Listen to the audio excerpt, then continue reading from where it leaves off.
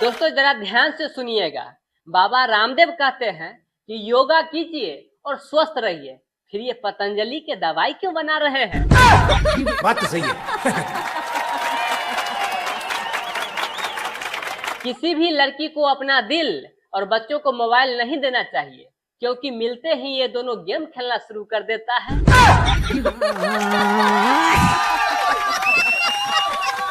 आप लोगों को पता है मूली के माँ का क्या नाम है? नहीं ना पता? मूली के माँ का नाम है मामूली। दोस्तों किसी के घर में कितना भी झगड़ा हो रहा हो, खास करके पति पत्नी के बीच, तो आप कभी भी भूल से उन दोनों को समझाने के लिए मत जाइएगा। जानते हैं क्यों? क्योंकि ये दोनों बागर बिल्ले दिन भर में जितना भी झगड़ा कर ले, रात को एक हो ही जाते हैं। बात तो सही है। दोस्तों इतिहास गवाह है, जिन पतियों को घर का सारा काम आता हो, उनके पत्नियों को अक्सर तबीयत खराब ही रहता है। क्या बात है सर, क्या बात है सर, क्या बात, ये बात है। दोस्तों वैसे तो महिलाओं की तरफ से मुझे बहुत शिकायत आता है कि दिलराज भाई हम लोग के बारे में हमेशा खिलाफ करते रहते हो, लेकिन क्या कहे, आप लोग को हंसाने के लिए कुछ न कुछ करना ही पड़ता है। तो आइए एक और जोक सुनाता हूँ जी।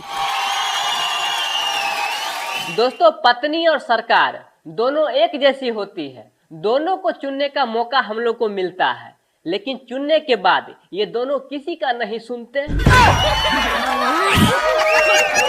दोस्तों ये बात सुनते ही आप लोग को मन में बहुत बड़ा एक ख्याल आता होगा कि क्या चुनना छोड़ दे? नहीं नहीं, बिना चुने हुए ना देश चल सकता है ना ही घर।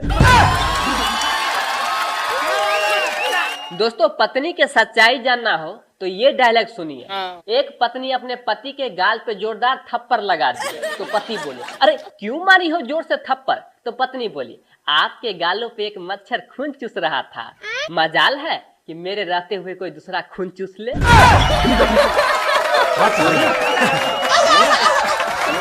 दोस्तों ये डायलॉग सुनते ही बहुत लोग बोलेंगे, क्या पत्नी खून चूसती है?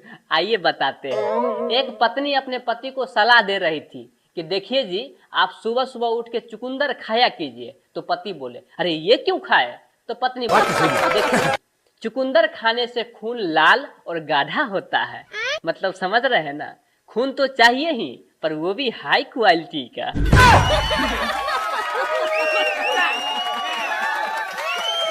दोस्तों पति कितना भी कष्ट दे पत्नी को, लेकिन पत्नी हमेशा अपने पति को भगवान मान के पूजती है, लेकिन मजाल है कि कोई इस भगवान को दूसरी आके पूज ले। दोस्तों जीवन में कितना भी उतार चढ़ाव हो, लेकिन पत्नी से हमेशा झगड़ा होना ही चाहिए। जिस दिन अगर पत्नी आपसे झगड़ना बंद कर दे तो ये आपके लिए शुभ संकेत नहीं है। जानते हैं क्यों? क्योंकि हो सकता है वो किसी और से झगड़ रही हो।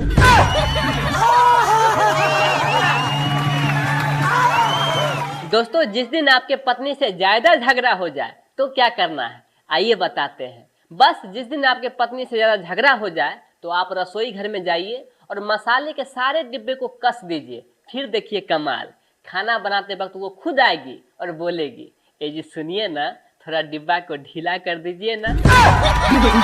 क्या सोच है रे तेरी, मानना पड़ेगा।